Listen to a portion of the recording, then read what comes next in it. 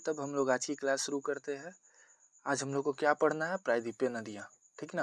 प्रायद्वीपीय भारत में मुख्य जल विभाजक का निर्माण पश्चिमी घाट द्वारा होता है, ठीक है, जो पश्चिम तट के निकट उत्तर से दक्षिण की ओर स्थित है। देखिए, प्रायद्वीपीय भारत का जो मुख्य जल विभाजक है, मतलब कल हम आपको बताए थे कि जल विभाजक किसको कहते हैं। दो जल विभाजक के बीच में उठी हुई मतलब भूमि हुई या पहाड़ हुई, ठीक ना, तो उसको जल विभाजक बोलते हैं। जो दो जल को काटती है बीच से, ऐसा लगे कि दोनों को डिवाइड कर रही है, ठीक है। तो वो क्या है? पश्चिमी तट के निकट में है। जो पश्चिम वाला तट है, ये वाला जो एरिया है, इसके निकट में, और ये उत्तर से दक्षिण मतलब ऊपर से नीचे की ओर फैली हुई है। प्रायद्वीपीय भाग की अधिकतर मुख्य नदियां हैं। कौन कौन सी है? महानदी, गोदावरी, कृष्णा और तथा कावेरी। ये सब वो नदी है जो पूरब की ओर बहती है, मतलब बंगाल की खाड़ी की ओर जाकर के गिर जाती है। ये नदियां अपने मुहाने पे डेल्टा का निर्माण करती है। एक चीज ध्यान रखिएगा, जितनी भी नदियां जाकर के बंगाल की खाड़ी में गिर रही है, सारी की सारी डेल्टा का निर्माण करती है। और जितनी भी नदियां जो है अरब सागर में गिर रही है, वो सारी की सारी ज्वार नदमुख का निर्माण करती है, ठीक है। अब देखिए, पश्चिमी घाट में पश्चिम से बहने वाली अनेक छोटी धाराएं हैं। जो पश्चिमी घाट है उसमें पश्चिम में बहने वाली, पश्चिम दिशा में बहने वाली, मतलब जो अरब सागर की तरफ आए, बहुत छोटी छोटी धाराएं हैं। उसमें से नर्मदा और ताप्ती जो है, जिसको हम लोग ताप्ती भी कहते हैं, तो नर्मदा और ताप्ती जो है सिर्फ दो ही बड़ी नदियां हैं जो पश्चिम की तरफ बहती है और अरब सागर में आके गिरती है, ठीक है, जो कि पश्चिम की तरफ बहती है और ज्वार नदमुख का निर्माण करती है। अरब सागर में भी गिर रही है और ज्वार नदमुख का भी निर्माण कर रही है। अभी थोड़ी देर पहले पता है, अरब सागर में गिरने वाली सारी की सारी नदियां ज्वार नदमुख बनाती है। प्रायद्वीपीय नदी की अपवाह द्रोणी आकार में अपेक्षाकृत छोटी है। प्रायद्वीपीय नदी की जितनी भी मतलब नदी है, लंबाई है, चाहे उसकी चौड़ाई है, जो फैली हुई है, सब छोटी है। उसके पीछे रीजन है, कल बताए थे। प्रायद्वीपीय नदियां में जो भी है, वर्षा के कारण जल का मतलब जल आता है। और अगर देखे इधर जो उत्तर भारत की नदियां हैं जो बंगाल की खाड़ी में गिर रही है, वो तो बर्फ पिघलने से गिर रही है, तो उसमें पानी का कभी कमी नहीं होता है, ठीक ना। अब हम लोग पढ़ेंगे नर्मदा द्रोणी। अब देखिए, द्रोणी किसको बोलते हैं? द्रोणी मतलब मान लीजिए कि कोई नदी है, जैसे गंगा नदी है, चाहे कोई भी नदी है, आपके घर के अगल बगल कोई भी नदी है, आप जिसको मानते हैं, जिस नदी को लेके समझ सकते हैं। अब वो नदी कहाँ कहाँ फैली हुई है, उसको द्रोणी कहते हैं।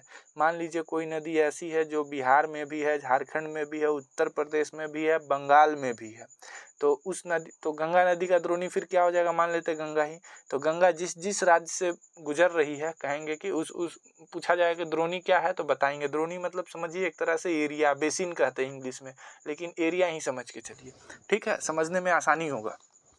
अब चलिए आगे बढ़ते हैं। नर्मदा का उद्गम मध्य प्रदेश में अमरकंटक पहाड़ी के निकट होता है। नर्मदा का उद्गम कहाँ होता है? मध्य प्रदेश में अमरकंटक की पहाड़ी से होता है। यह पश्चिम की ओर एक भ्रंश घाटी में बहती है। जो नर्मदा है, निकलने के बाद वो जब निकलती है तो वो पश्चिम की तरफ बहती है, पश्चिम दिशा की तरफ बहती है।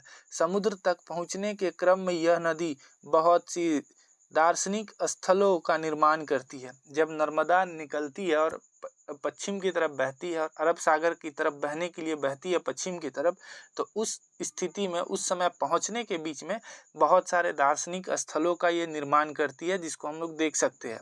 उसमें से एक जबलपुर के निकट संगमरमर के सैलों में यह नदी गहरे गौर से बहती है। जबलपुर जगह है जो मध्य प्रदेश में पड़ता है। जबलपुर के निकट एक संगमरमर का चट्टान है, सैलो कहते हैं, ठीक है। वो नदी गहरे गौर से बहती है तथा जहाँ यह नदी तीव्र ढाल में गिरती है, वहाँ धुआंधार प्रपात का निर्माण करती है।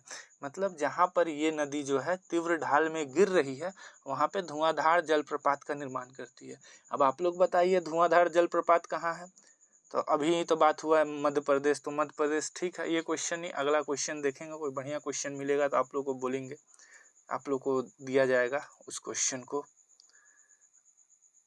अभी रुक जाइए, 1 मिनट रुक जाइएगा, इसको साफ कर लेते हैं, क्लियर हो जाएगा तो ज़्यादा बेटर है, ठीक ना।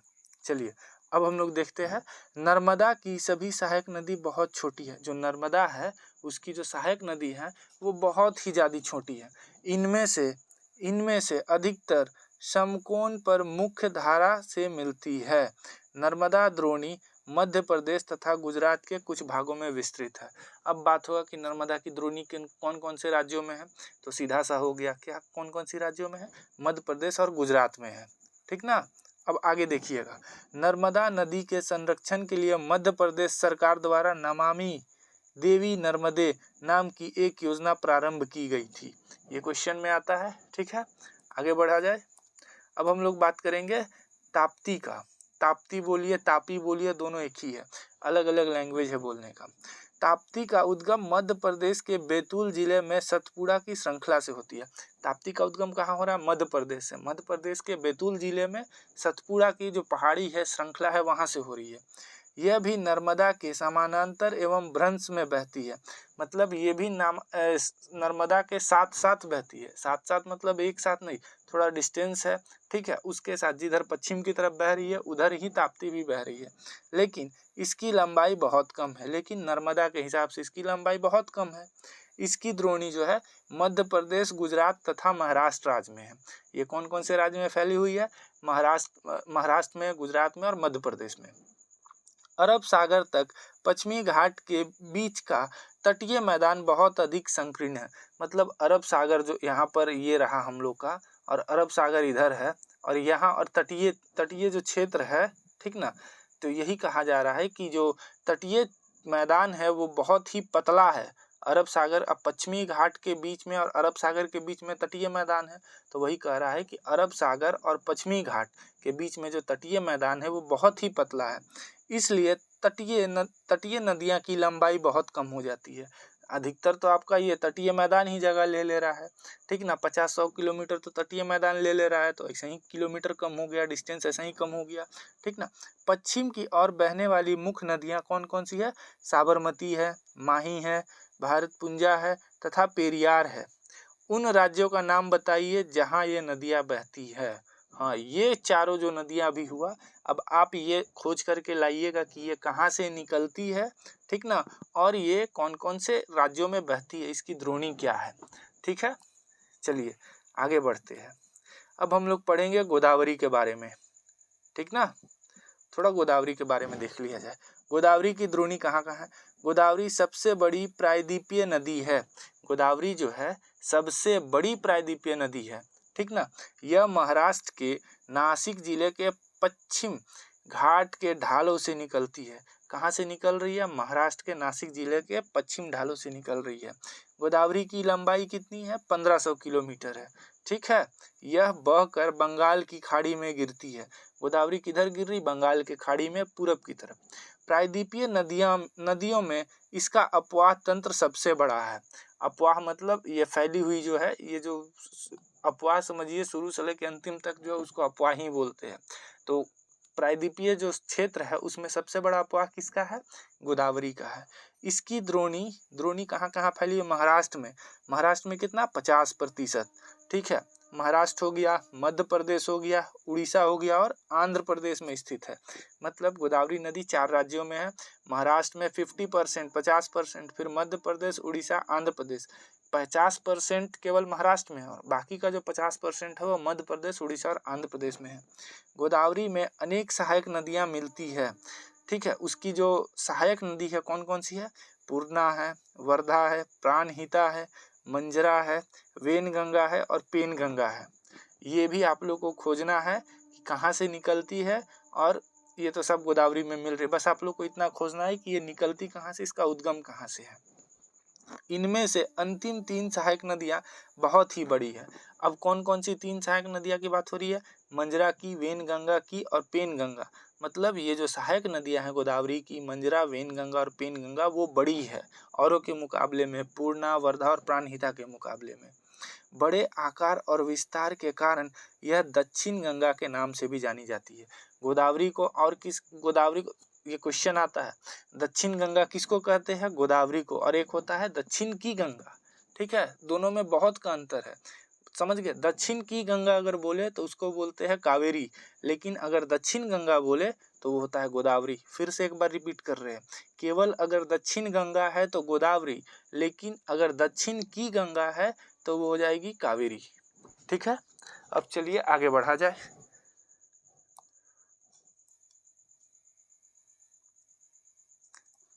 महानदी, महानदी का उद्गम छत्तीसगढ़ के उच्च भूमि से है।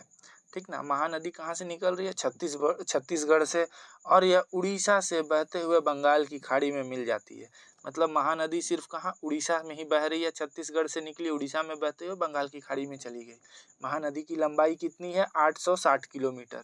इसका अपवाह द्रोणी महाराष्ट्र, छत्तीसगढ़, झारखंड तथा उड़ीसा में है। देखिए मेन पार्ट जो इसका है वो आपको छत्तीसगढ़ में देखने को मिलता है और उड़ीसा में देखने को मिलता है। बाकी महाराष्ट्र में थोड़ा सा सीमा बनाती है और झारखंड में थोड़ा सा सीमा बनाती है, जिसके वजह से हम लोग को इसका भी नाम देखना है। ठीक है, अब हम लोग चलते हैं आगे। आगे कौन सी नदी है? तो आगे है हमारी कृष्णा नदी। एक मिनट,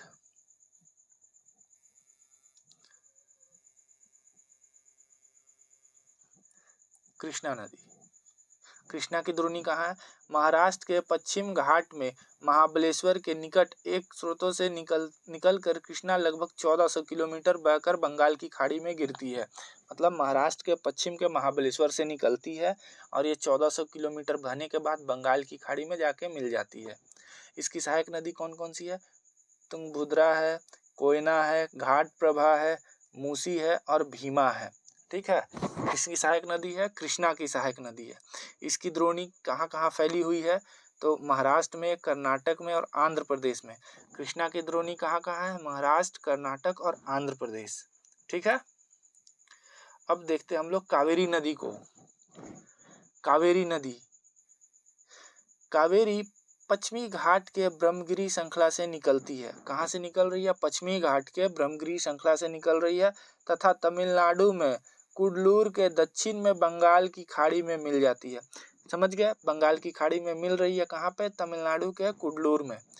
जो कावेरी है उसकी लंबाई कितना है? 760 किलोमीटर। कावेरी की सहायक नदी कौन सी है? अमरावती, भवानी, हेमावती और काबिनी। ठीक है, कावेरी की द्रोणी कौन कौन सी है, कौन कौन सी स्टेट में है? तमिलनाडु, केरल और कर्नाटक में विस्तृत है कावेरी। ठीक है, आगे बढ़ा जाए। देखिएगा यहाँ पे भारत में दूसरा सबसे बड़ा जलप्रपात कावेरी नदी बनाती है। ठीक है, कावेरी नदी पर है और उसका जो जलप्रपात है उसका क्या नाम है? शिव समुद्रम के नाम से जाना जाता है। ठीक ना, उसको किस नाम से जाना जाता है? शिव समुद्रम के नाम से जाना जाता है। और ये जलप्रपात द्वारा उत्पादित विद्युत जो बिजली है वो मैसूर, बेंगलोर तथा कोलोर स्वर्ण क्षेत्र को प्रदान किया जाता है। ठीक है, अब बताइए भारत की सबसे बड़ी जलप्रपात कौन सी है? तो ये है कुचिकल जलप्रपात और ये भी कर्नाटक में है। शिव समुद्रम भी आपकी कर्नाटक में ही है। ठीक है, अब देखिए आगे बढ़ा जाए। इन बड़ी नदियों के अतिरिक्त कुछ छोटी नदियां हैं जो पूरब की तरफ बहती है। ठीक है, ये तो बड़ी बड़ी नदियां हो गई। छोटी छोटी नदियां भी जैसे कि दामोदर है, झारखंड में बहती है, ब्राह्मणी है, वैतरणी है तथा स्वर्ण रेखा है, स्वर्ण रेखा भी झारखंड में बहती है। और कुछ महत्वपूर्ण उदाहरण इसके कुछ महत्वपूर्ण उदाहरण है जो छोटे छोटे नदियां हैं पूरब की तरफ बह रही है। ठीक है, आप इसको एटलस में देखिए, ये आपको देखने के लिए बोल रहा है। हालांकि देख के कुछ मिलेगा नहीं, एग्जाम में कुछ होगा नहीं, जो पॉइंट होगा यहीं से उठेगा। देखिए, पृथ्वी के धरातल का लगभग 71% भाग जल से ढका है। जो पृथ्वी है उसका 71% तो आपका जल भरा हुआ है, लेकिन इसमें से 97% जल जो है लवणीय है। मतलब 71% जो जल है, 71% को हम लोग 100% मान लेते हैं कुछ देर के लिए। मतलब जितना जल है उसमें से 97%, 97% जल जो है नमकीन है। अब देखिए, केवल 3% ही जल स्वच्छ है। ठीक है, जो पीने योग्य है, लेकिन जो 3% जल है उसका भी 3/4, मतलब समझिए कि 1% से भी कम जल, समझा जाए तो 0.70, 1% से भी कम जल सिर्फ हम लोग को पीने के लिए है। क्योंकि जो 3/4 जल है वो हिमानी के रूप में है, बर्फ के रूप में जमा हुआ है, कहीं ग्लेशियर बन के है। इसलिए हम लोग बोलते हैं कि पानी बचाया जाए, पानी बचाया जाए। ठीक है, अब आगे बढ़ते हैं। अब झील के बारे में थोड़ा देखते हैं। झील, कश्मीर घाटी तथा प्रसिद्ध डल झील। डल झील कहाँ पर है? जम्मू कश्मीर में है। नाव वाले घर, कश्मीर घाटी जो है प्रसिद्ध है किस लिए? डल झील के लिए, नाव वाले घर के लिए, तथा शिकारा। शिकारा से तो आप लोग परिचित ही होंगे, जो नाव पे जो घर रहता है उस शिकारा राइड होता है, जो प्रत्येक वर्ष हजारों पर्यटकों को आकर्षित करते हैं। इसी प्रकार आप अन्य झील वाले स्थानों पर भी गए होंगे तथा वहां नौका या नाव चलाए होंगे, तैराकी किए होंगे, तैरे होंगे एवं अन्य जलीय खेलों का आनंद लिए होंगे। ठीक ना? चलिए यहाँ पे देखा जाए, लिए होंगे। कल्पना कीजिए कि अगर कश्मीर, नैनीताल एवं दूसरे पर्यटन स्थल पर झील नहीं होते, तब क्या वो उतने ही आकर्षित करते जितने कि आज करते हैं? ये तो आप लोग बताइएगा, ये आपको सोचना है। ठीक है, क्या आपने कभी यह जानने की कोशिश की है कि उन पर्यटकों को आकर्षित करने के लिए किस स्थान पर झीलों का क्या महत्व है? पर्यटकों के आकर्षण के अतिरिक्त मानव के लिए अन्य कारणों से भी झील का महत्व है।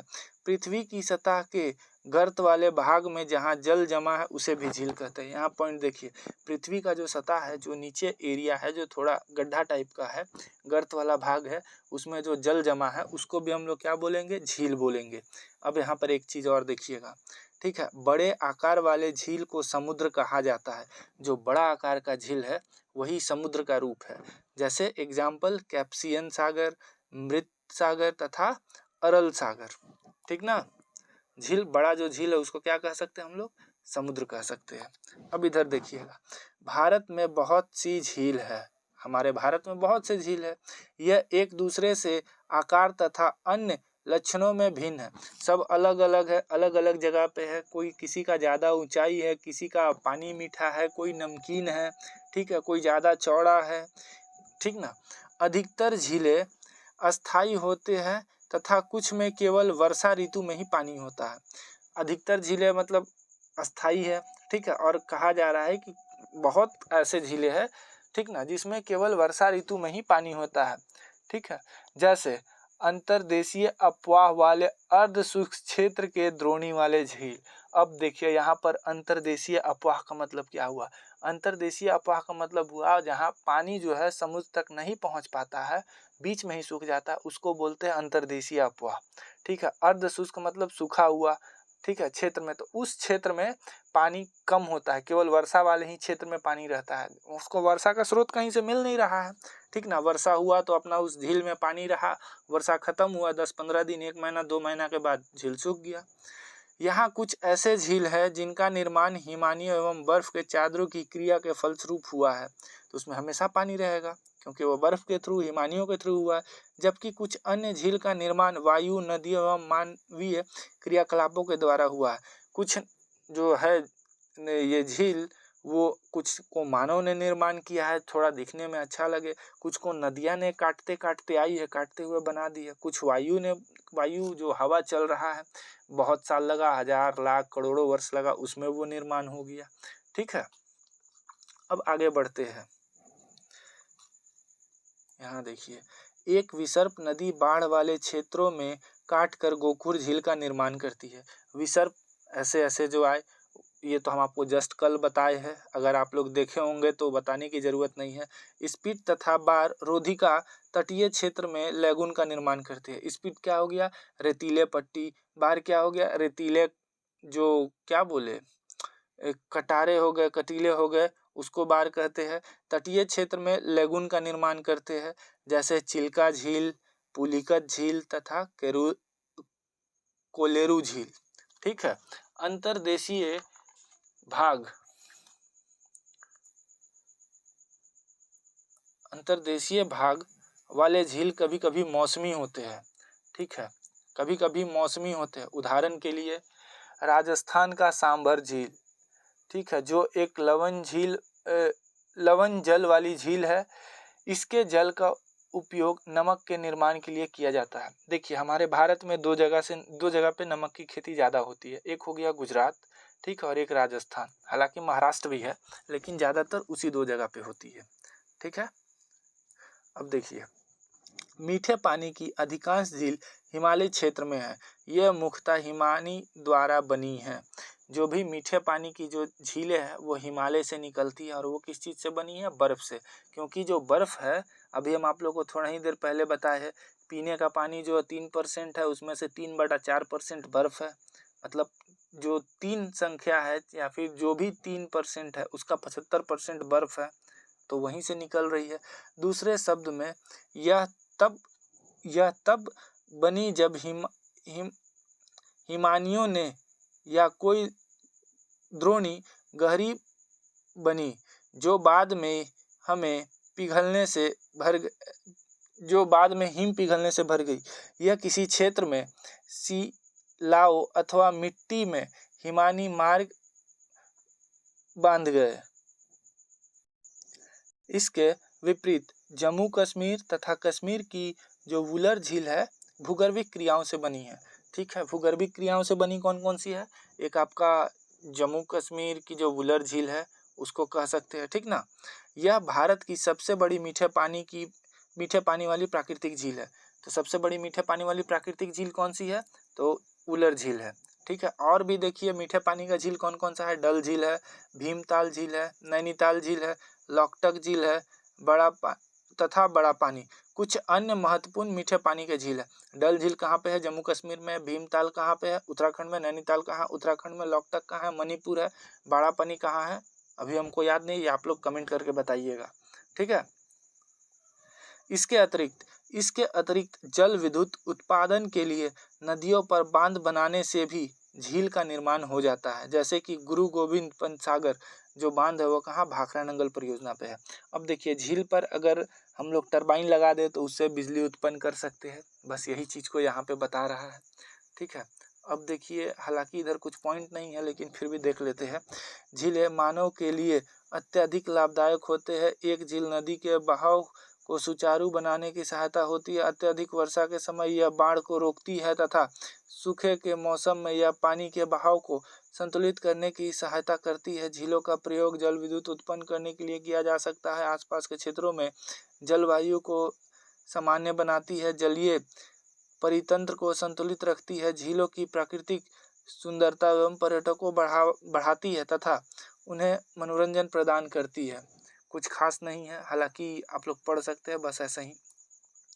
नदियों की अर्थव्यवस्था में महत्व। संपूर्ण मानव इतिहास में नदियों का अत्यधिक महत्व रहा है। नदियों का जल मूल प्राकृतिक संसाधन है तथा कुछ तो ऐसा लग नहीं रहा है, हाँ एक जगह दिखा पॉइंट, तथा अनेक मानवीय क्रियाकलापों के लिए अनिवार्य है। यह कारण है कि नदियों के तट ने प्राचीन काल से ही अधिवासियों को अपने ओर आकर्षित किया है। यह गांव अब बड़े शहरों में परिवर्तित हो चुका है। अपने राज्य के उन शहरों की एक सूची तैयार कीजिए। ये सब आप लोग का काम है, आप लोग करिएगा। किंतु भारत जैसे देश के लिए जहाँ की अधिकांश जनसंख्या जीविका के लिए कृषि पर निर्भर है, वहाँ, हाँ यहाँ देखिए, किंतु भारत जैसे देश के लिए जहाँ की अधिकांश जनसंख्या जो है जीविका के लिए किस पर निर्भर है? पहले तो कृषि पर निर्भर है। वहाँ सिंचाई, ठीक है, जल विद्युत निर्माण, नौ संचालन एवं नदियाँ का महत्व बहुत अधिक है। क्योंकि ये सब जो होता है, सिंचाई होता है, जल विद्युत हो रहा है, हम लोग पानी लेकर के सिंचाई कर रहे हैं, वो सब कहाँ से ला रहे हैं? ठीक है, नदियाँ से लेकर के आ रहे हैं। तो इसलिए नदियाँ का महत्व है, हम लोग को अपनी नदियों को बचाना है। अब देखिए यहाँ पे कुछ पॉइंट है, इसको ध्यान दीजिएगा। गंगा एक्शन प्लान 1985 में, गंगा एक्शन प्लान कब? 1985 में। ठीक है।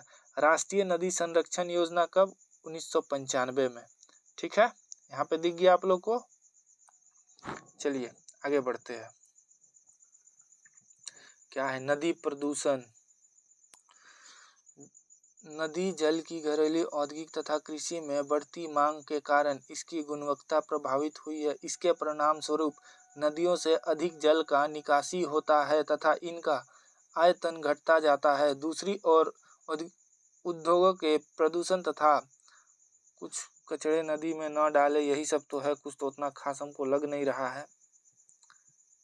चलिए, नदी के बढ़ते प्रदूषण के कारण इन्हें स्वच्छ बनाने के लिए नदी को कैसे आप स्वच्छ बनाइएगा ये सब दिया है। ठीक है, ये चैप्टर कंप्लीट हुआ। मिलेंगे हम लोग कल नेक्स्ट चैप्टर के साथ, नेक्स्ट एनर्जी के साथ। अगला चैप्टर क्या है हमारा, शायद जलवायु है। वो थोड़ा ध्यान से देखने वाला चैप्टर है, अगर थोड़ा भी इधर उधर हुए तो पूरा कहानी खत्म हो जाएगा। आज के लिए इतना ही रखते हैं। चैप्टर आपका कंप्लीट हुआ। नेक्स्ट वीडियो में नेक्स्ट चैप्टर के साथ मिलेंगे।